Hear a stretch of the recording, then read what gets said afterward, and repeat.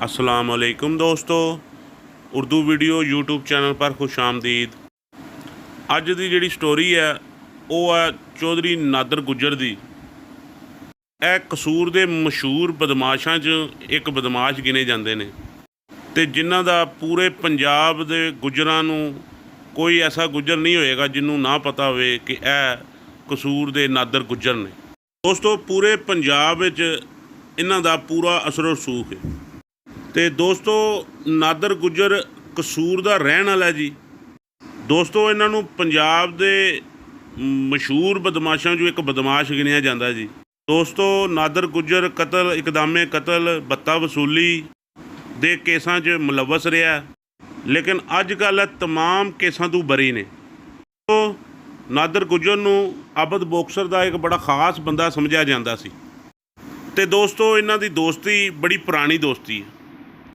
तो दोस्तों अज तुहानूं नादर गुज्जर की एक दुश्मनी के बारे भी दसांगे जिसने इस वजह तो पूरे पंजाब एक अपना नाम बनाया तो गुज्जर बरादरी नूं एक अपनी शनाख्त दी। तो जिन्होंने दोस्तों ने मेरा अजे चैनल सबसक्राइब नहीं किया उन्होंने गुजारिश है मेरे चैनल नूं सबसक्राइब लाइक शेयर जरूर करो ताकि तुहानूं इसी तरह की स्टोरियां अपलोड अच्छी करता रहांगा तुहाडी इन्फॉर्मेशन वास्ते। 2004 में मुस्लिम लीग नून के MPA मलक अहमद खान नाल दुश्मनी सी।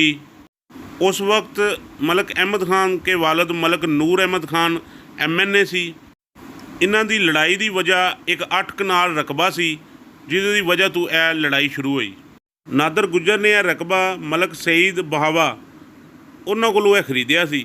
दोस्तों कुछ दिन बाद मलक सईद ने नादर गुज्जर नूं इस ज़मीन का कब्ज़ा देना सी, लेकिन दोस्तों इस दौरान मलक अहमद खान ने झूठा मुकदमा करके ते एक अपना स्टे लैके ते अपना बंदियां नूं इस ज़मीन ते कब्जे वास्ते बिठा दिता।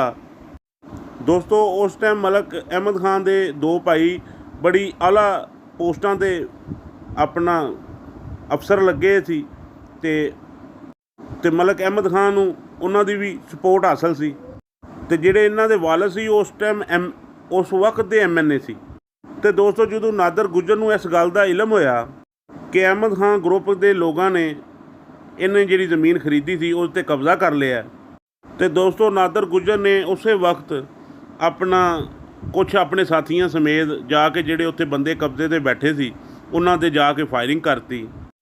तो दोस्तों नादर गुज्जर नाल कुछ साथी इन्हां दे दोस्त नाल सी जिहड़े उन्होंने मिल के ते उत्थे जिहड़े बंदे बैठे सी उन्हां नूं 7 बंदियां दे नूं कतल कर दिता। यह इन्फॉर्मेशन एक इंटरनेट के जरिए लोगों को ली गई इन्फॉर्मेशन है। दोस्तों अहमद खान ग्रुप के जिहड़े 7 बंदे कतल सुनने च आया कि होए सी। दोस्तों सुनने च आया कि नादर गुज्जर ने 30 मिनट के विच कब्ज़ा छड़ा लिया।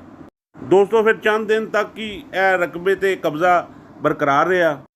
दोस्तों अहमद खान का बड़ा असर रसूख सी ते उन्होंने सियासी भी असर रसूख उन्हों का है सी और अपना अफसर भी उन्होंने भाई 2 वड्डे लगे सी ते उन्होंने भी उन्होंने सपोर्ट हासिल सी।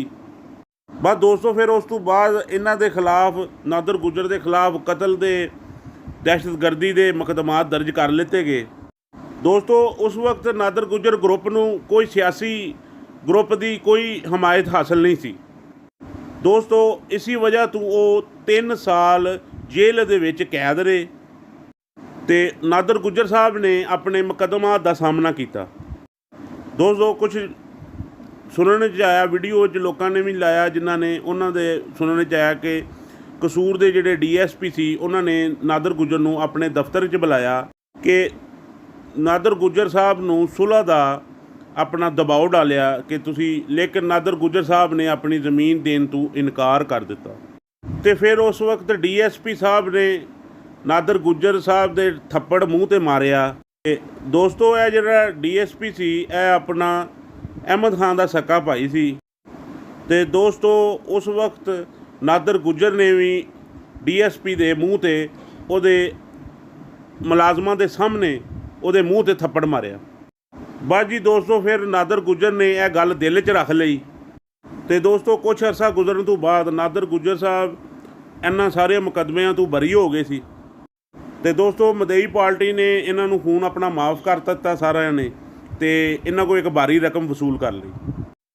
ਤੇ ਦੋਸਤੋ ਜਿਸ ਤਰ੍ਹਾਂ ਹੀ ਨਾਦਰ ਗੁੱਜਰ ਦੀ ਰਿਹਾਈ ਦਾ ਪਤਾ ਲੱਗਾ ਅਹਿਮਦ ਖਾਨ ਨੂੰ ਵੀ ਇਹਦੇ ਸਾਥੀ ਵੀ ਰਿਹਾ ਹੋਣ ਲੱਗੇ ਔਰ ਨਾਦਰ ਗੁੱਜਰ ਵੀ ਰਿਹਾ ਹੋਣ ਲੱਗਾ, ਤੇ ਦੋਸਤੋ ਅਹਿਮਦ ਖਾਨ ਨੇ ਜੇਲ੍ਹ ਦੇ ਬਾਹਰ ਆਪਣੇ ਬੰਦਿਆਂ ਦੇ ਜ਼ਰੀਏ ਨਾਦਰ ਗੁੱਜਰ ਦੀ ਰਾਇਕੀ ਕਰਨੀ ਸ਼ੁਰੂ ਕਰ ਦਿੱਤੀ।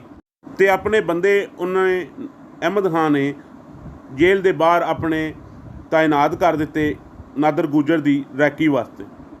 ਤੇ ਜਦੋਂ ਹੀ ਨਾਦਰ ਗੁੱਜਰ ਸਾਹਿਬ ਰਿਹਾ ਹੋਏ ਤੇ ਇਹਨਾਂ ਦਾ ਕਾਫਲਾ ਨਿਕਲਿਆ, ਤੇ ਜਦੋਂ ਜੇਲ੍ਹ ਤੋਂ ਨਿਕਲ ਕੇ ਕਾਫਲਾ ਰਵਾਂ ਦਵਾਂ ਸੀ ਤੇ ਅਹਿਮਦ ਖਾਨ ਦੇ ਬੰਦੇ ਵੀ ਇਹਨਾਂ ਦੇ ਮਗਰ ਰੈਕੀ ਕਰ ਰਹੇ ਸੀ। ਫਿਰ ਕੋਈ ਐਸਾ ਮਕਾਮ ਦੇਖ ਕੇ ਉਹਨਾਂ ਨੇ ਇਹਨਾਂ ਨੂੰ ਰੋਕ ਕੇ ਨਾਦਰ ਗੁੱਜਰ 'ਤੇ ਹਵਾਈ ਫਾਇਰਿੰਗ ਔਰ ਉੱਤੇ ਉਹਨਾਂ ਦੇ ਫਾਇਰਿੰਗ ਸ਼ੁਰੂ ਕਰ ਦਿੱਤੀ। ਦੋਸਤੋ ਉਹ ਜਿਹੜੀ ਅਹਿਮਦ ਖਾਨ ਨੇ ਆਪਣੇ ਬੰਦਿਆਂ ਦੇ ਜ਼ਰੀਏ ਫਾਇਰਿੰਗ ਕਰਾਈ, ਉਹਦੇ ਦੇ ਵਿੱਚ ਨਾਦਰ ਗੁੱਜਰ ਦੇ 2 ਭਾਂਜੇ ਔਰ 2 ਹੋਰ ਇਹਨਾਂ ਦੇ ਸਾਥੀ ਕਤਲ ਹੋ ਗਏ। ਤੇ ਦੋਸਤੋ ਨਾਦਰ ਗੁੱਜਰ ਨੇ 24 ਘੰਟੇ ਦੇ ਵਿੱਚ ਆਪਣੇ ਭਾਂਜਿਆਂ ਦਾ ਬਦਲਾ ਲੈ ਲਿਆ। ਦੋਸਤੋ ਇੰਟਰਨੈਟ 'ਤੇ ਲੋਕਾਂ ਦੀ ਇਨਫੋਰਮੇਸ਼ਨ ਦੇ ਮੁਤਾਬਕ ਨਾਦਰ ਖਾਨ ਨੇ 1000 ਬੰਦਾ ਲੈ ਕੇ ਤੇ ਅਹਿਮਦ ਖਾਨ ਦੇ ਘਰ 'ਤੇ ਹਮਲਾ ਕਰ ਦਿੱਤਾ ਤੇ ਉੱਥੋਂ ਉਹਦੇ ਵਾਲਦ ਨੂੰ ਅਗਵਾ ਕਰ ਲਿਆ ਤੇ ਇੱਕ ਹੋਰ ਉਹਨਾਂ ਦੇ ਸਾਥੀ ਨੂੰ ਅਗਵਾ। ਤੇ ਇਹਨਾਂ ਦੀ ਜਿਹੜੇ ਅਗਵਾ ਕੀਤੇ ਗਏ ਸੀ, ਇਹਨਾਂ ਦੀ ਸੁਣਨ 'ਚ ਆਇਆ ਕਿ ਲਾਸ਼ ਝੰਗ ਵਿੱਚੋਂ ਕਿਰੋਂ ਲੱਭੀ ਸੀ। ਤੇ ਦੋਸਤੋ ਇਸ ਵਕੂਏ ਤੋਂ, ਇਸ ਸਾਰੀ ਮਾਮਲਾਤ ਤੋਂ ਬਾਅਦ ਨਾਦਰ ਗੁੱਜਰ ਨੇ ਆਪਣਾ ਪਿੰਡ ਦੇ ਬਾਹਰ ਇੱਕ ਬੋਰਡ ਲਾਤਾ ਸੀ ਕਿ ਇੱਥੇ ਪੁਲਿਸ ਦਾ ਦਾਖਲਾ ਮਮਨੂਅ ਹੈ। ਤੇ ਦੋਸਤੋ ਸੁਣਨ 'ਚ ਆਇਆ ਕਿ ਉਦੋਂ ਤੋਂ ਲੈ ਕੇ ਅੱਜ ਤੱਕ ਇਸ ਗਾਉਂ ਦੇ ਵਿੱਚ, ਇਸ ਪਿੰਡ ਦੇ ਵਿੱਚ ਕਦੀ ਪੁਲਿਸ ਇਹਨਾਂ ਦੇ ਪਿੰਡ ਵਿੱਚ ਨਹੀਂ ਵੜ ਸਕੀ।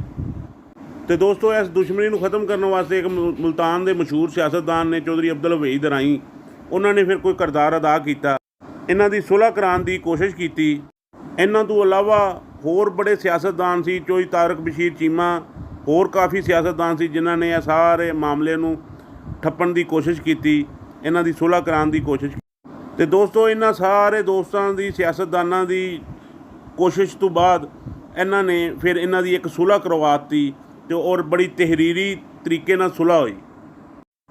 ਤੇ ਉਸ ਤੋਂ ਬਾਅਦ ਫਿਰ ਇਹ ਸੁਲ੍ਹਾ ਹੋਣ ਤੋਂ ਬਾਅਦ ਫਿਰ ਇਹ ਮੁਆਹਦਾ ਹਜੇ ਤੱਕ ਇਹ ਕਾਇਮ ਹੈ ਔਰ ਅਜੇ ਵੀ ਇਹ ਸੁਲ੍ਹਾ ਕਾਇਮ ਦਾਇਮ ਹੈ। ਤੇ ਇਸ ਦੁਸ਼ਮਣੀ ਤੋਂ ਬਾਅਦ ਨਾਦਰ ਗੁੱਜਰ ਨਾ ਤਾਂ ਪੂਰੇ ਕਸੂਰ ਵਿੱਚ ਮੰਨੇ ਜਾਂਦੇ ਸੀ, ਬਲਕਿ ਪੂਰੇ ਪੰਜਾਬ ਵਿੱਚ ਉਹਨਾਂ ਦਾ ਨਾਮ ਵੱਜਣ ਲੱਗ ਪਿਆ ਸੀ। ਤੇ ਦੋਸਤੋ ਹੁਣ ਨਾਦਰ ਗੁੱਜਰ ਸਾਹਿਬ ਨੂੰ ਲਾਹੌਰ ਦਾ ਅੰਡਰਵਰਲਡ ਦਾ ਡੌਨ ਗਿਣਿਆ ਜਾਂਦਾ ਹੈ। ਤੇ ਦੋਸਤੋ ਕਾਫੀ ਗੁੱਜਰ ਫੈਮਿਲੀ ਵਿੱਚ ਆਪਣਾ ਡੌਨ ਗਿਣੇ ਜਾ ਚੁੱਕੇ ਆ। ਦੋਸਤੋ ਹੁਣ ਨਾਦਰ ਗੁੱਜਰ ਸਾਹਿਬ ਦਾ ਬੜਾ ਸਿਆਸੀ ਅਸਰ ਰਸੂਖ ਹੈਗਾ ਜੀ। ਤੇ ਦੋਸਤੋ ਬੜੇ ਬੜੇ ਵੱਡੇ ਸਿਆਸਤਦਾਨ ਹੁਣ ਨਾਦਰ ਗੁੱਜਰ ਸਾਹਿਬ ਕੋਲ ਆਉਂਦੇ ਨੇ ਤੇ ਅੱਜ ਕੱਲ੍ਹ ਨਾਦਰ ਗੁੱਜਰ ਸਾਹਿਬ ਆਲ ਗੁੱਜਰ ਗਰੁੱਪ ਦੇ ਸਰਬਰਾਹ ਵੀ ਨੇ। ਦੋਸਤਾਂ ਨੂੰ ਗੁਜ਼ਾਰਿਸ਼ ਹੈ ਜੀ ਕਿ ਆਪਣੀ ਜ਼ਿੰਦਗੀ ਨੂੰ ਪੁਰਅਮਨ ਤਰੀਕੇ ਨਾਲ ਗੁਜ਼ਾਰੋ ਜੀ। ਤੇ ਮੇਰੇ ਚੈਨਲ ਨੂੰ ਸਬਸਕ੍ਰਾਈਬ, ਲਾਈਕ, ਸ਼ੇਅਰ ਜ਼ਰੂਰ ਕਰੋ। ਮੈਂ ਇਨਸ਼ਾਅੱਲਾ ਇਸੇ ਤਰ੍ਹਾਂ ਦੀ ਸਟੋਰੀਆਂ ਅਪਲੋਡ ਕਰਦਾ ਰਹਾਂਗਾ ਜੀ। ਅੱਲਾ ਹਾਫਿਜ਼।